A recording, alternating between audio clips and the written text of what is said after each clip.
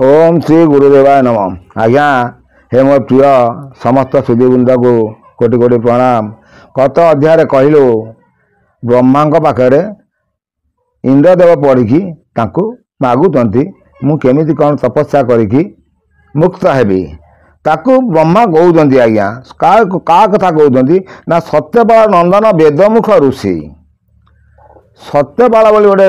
थे ऋषि तांकर पुओ ना हूँ वेदमुख ऋषि। तेणु तांकर कौन पाई से भी पाप कले से पुण्य करते पाप कले कौन पाई आम से विषय देखा। ये सत्यपाल नंदन वेदमुख ऋषि पंचबुधा तीर्थरे तप कराइबथि अटाईत सहस्र बचिले तप का घोर तापे संसार भाव ताड़ीन मनर समापे आबर कीर्ति दिने तार पुण्य एवं दिव्य देह धरी देव ब्रह्मलोके जीवम। देखो आज्ञा से एत वर्ष बसी तपस्या कर तांकर बहुत पुण्य है से दिव्य देह धरिकी स्वर्ग को जावाई चिंता कर कही आसी ब्रह्म को जो आप साधिबे जे ब्रह्मपुर को जावाई चिंता करेंगे सी केबे आपन को छाड़ब ना से कौन ना कौन रास्ता दे पकईदेव से कौन से ऋषि की रास्ता दे पकाउची आमे से विषय देखा। हेमंत तुला मात तार दारो तो अंते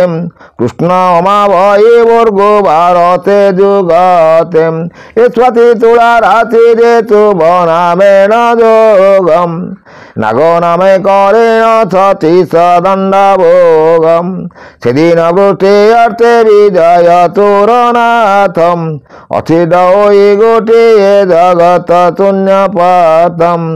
ए जेठु समुद्र कोटे किला मेघमालम गुण मेघ चयिते विजय अखंडारम एवेदम करुति देवती चंति ध्यान रे तरुति मृगणीति कथा मोरे। देखो आज्ञा मुझे आप सब बुझे ब्रह्म निराकार विष्णु शून्य ब्रह्म सी होती आदिकर्ता दैव विधाता ब्रह्मा तांको से स्टोरी कहते क्या कहते इंद्रदेव को कहते कौन बुझाऊँगी जे से कौन है जे से हरणटी बसी चरुची मृगटी बसी चरुथी से समय वज्रश्रुति भाया सब मेघ खाली टप टप टप टप हो पड़ा से कौन कहते जे वेदमुख ऋषि देवती चंति ध्यान रे तरुति मृगणीति कथा मोरे हेमंत व्रत चोटे पड़िला गगनुम ए शबदरे चमकिला ऋषिंकर तनुम जिते बदलाघात बड़ी चकमक है ऋषि चमकी पड़े से बसी घोर तपस्या करते वर्ष तपस्या कर कहलु 28 सहस्र वर्ष से बसी तपस्या कर एत पुण्य फल होती से ब्रह्मलोक को स्वर्ग जा पहुँची पारे तेणु से ब्रह्मा गुटा भी जी से कौन कहते आज्ञा आम देखा ए विषय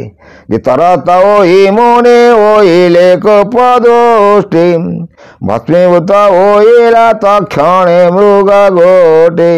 ता देखि मोहारुति एले तम विभूतम बोहिले सर्व पुण्य मोहर कलाहतम। जितेबाला ऋषि आखि खोलिक अनेदेले मृगणी पड़ी जो कोप दृष्टि से मृगणी उपर पड़गला तेणु से मृगणी भस्मीभूत होगला से ऋषि बसी चिंता कले मोर समस्त पुण्य ये सरीगला सी आउ स्वर्ग को जापर ना तेणु इंद्रदेव को यह सब विषय बुझाऊँ किए बुझाऊँ जे स्वयं ब्रह्मा बुझाऊँ ता देखि मोहारुति एले तम विभूतम बोहिले सर्व पुण्य मोहर कलाहत पशुति हत्या मोहिल बेले निचायम अनेक काल चकृत मोर गला खयम एते विचार करे जे पिताटाकू गलाम सत्यपाल ब्रह्मांक आगरे जणाइलाम ब्रह्मा बोहिले बाबुन बाल मने केथि ए पाप तरिबाको दे मंत्र मोर अथि से ऋषि देखिले बड़ा चिंता करी जाई निजर जो सत्य बड़ा ब्रह्मांकर सब ना अच्छी मुझे आपण मोर ये चैनल माध्यम कही माँ आदिशक्ति कहते मुझे कोटि कोटि ब्रह्मा कोटि कोटि शिव कोटि कोटि नारायण जन्म कर पारि तेणु केते ब्रह्मा केते सब ना अच्छी तार सब बहुत लेखकार मान लिखिं कारण पृथ्वी कौन आज सर्जना अच्छी को कोटि कोटि जुगर सर्जना अच्छी सी तेणु मुनि ऋषि मैंने बसी तपस्या करी ध्यान रे सब देखिकी समाज संस्कार से माने पुराण शास्त्र करदे जाइथिले जाकि जन समाज पढ़िले किछि पुण्य अर्जन करिवे। तेणु से मंत्र विषय से कहते से कौन से कहते मंत्र उपर से कहले एते बोली करी साम वेद रचेतारम नारायण मंत्र पढ़िले वेदवारम ए अष्टाक्षर से अष्टांग जोगे वेदम पाप विनाशने चे सकल जोगराजम सामवेद मूल विष्णु नाम भजन्ते मानव साई वैकुंठ प्राप्ति से आज्ञा साम वेदर मंत्र काढ़ी से किए देले सत्यपाल ब्रह्मा पुओ को कहते से मंत्र भी हूँ अष्ट अक्षर 8 अक्षर मंत्र सी होती 8 अक्षर नारायण मंत्र अष्टांग जोगरे जोग साधिया से पुओ को निर्देश दौरान ये मंत्र तू जोग साधिले तापरे सामवेद मूल विष्णुरावथि नाम भजन्ते मानव साई वैकुंठ धामम ए मंत्र को विधाता अपना पुत्र परम गुप्त ख्यात कले वेद पथे ए वेद मुख रुचे कहला कहे विधाता से दिन मंत्र होइला विख्यातम ए जगत स्मरिले नारायण नाम गोटी तेणु करी कारण लभिले नवचोटी ए वेद मुख रुचे जेणे पाइले मुक्ति ताहा तोर कन्ये चुण आओ तोर पति से वेद मुख ऋषि की विषय कहते क्या ना इंद्र को ब्रह्मा कहते जे तू ते पाप लगे सी खाली आखि खोल देखिले पाप लगे तेणु तो से आशा है कि मला माने तते पाप लगे तू से पापर मुक्त हाँपाई से नारायण मंत्र मंत्र ते कहूँ से मंत्र तू करी तापर जाई तू तपस्या कर जे केमती कौन तपस्या करने से कहते जे निश्चय करी देवे जपिबु एक मानम 30 वर्ष पाप छाड़ब विद्यमानम जदि एकाग्रचित है कि तू 30 वर्ष जपिबु 30 वर्ष बोलते 2.5 युग जदि तू जपिबु ताले तो देहरु पाप चलीज चित्त भीतर करू जे जापम सहस्रवरते तो खंडन हेव पापम इंद्र बोला मोर चित्त नुए चोखिम ए राजपद बीने होइले बड़ा दुखिम तेणु करी मोर चित्त नुआए तेरम सत्यव्रत जपिबि मंत्र तारम ब्रह्मा बोले जे परि हुए तोर इथम घेन मंत्र जाए कश्यप पर्वतम एते बोली करे पिता तोर पतिर कानिम सारस्वत मंत्र से कहले विद्यमान से ब्रह्मा कहले तू यदि 30 वर्ष एक मन एकाग्र चित्त जपिबु ताले तोर पुण्य अर्जन हब। तेणु सुरपति इंद्र कहले प्रभु मु जो राजपद छाड़ी आसिली मो मन के चित्तटा स्थिर हो पारनी तेणु मु 30 वर्ष जपिकी पारिबी नाही तेणु मो विचलित मन से ब्रह्मा भी कहते यदि चित्त विचलतरे करपम सहस्रवरते तो खंडन हेब पाप यदि चित्त विचलित मुझे जपिबे जपिबे जपिबे चित्त विचलित जहाँ भर जप कर ताले से जपरे 100 वर्ष 100 वर्ष पर जाए तोर पाप खंडन हम कहीकि से मंत्र देले। तेणु सुरत राजा आगे ये कहते जैसे तप कले देउते सुरेखा पर्वते सत्रवरते जपिले नारायणम खंडिले तिरियते लभिले कारणम पुनिन्द्र पदे जाई बसिले चवारम सुन एक मने ओ तुरथनुपवारम देवन मन्त्रे इंद्र खंडिला तिरियत्याम सेमंत तोहर आगे कहवा मो अज्ञातम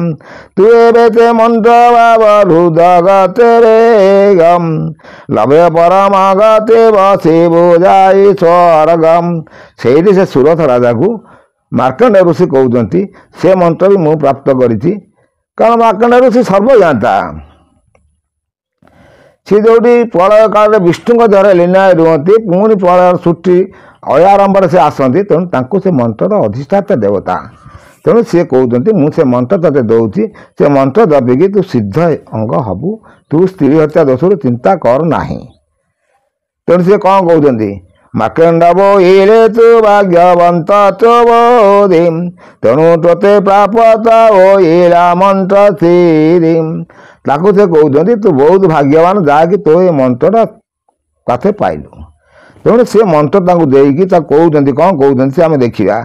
मार्कंड बोले तू भाग्यवंत तो बोधि तेणु तोते प्राप्त होइला मंत्र सिद्धि एते बोली करी मुनि सुरतर काने नारायण मंत्र कहिले तो तमारे सुरतनुपति रे अभ्यास कलता मारकंड बोले चुण हे नर नाम देवन मंत्र आंबे कहिलु तोर आगम सेउ तोते प्राप्त कराइब स्वर्ग मार्गम एबे तू आंब आज्ञा चुण हो महिपालम मणिबड्डा नदी पर्वत कुबेगे तलम ताम्रगिरी बर देउ तरर बागरे शंखचूड़ नाम रे अथ गिरिवरे ए मणिबड्डा नदीर बहिदार गोटी शंखचूड़ गिरी केवल प्राय गोटी भल कथा से कहते उदम्बर वृक्ष अति तई रवितारम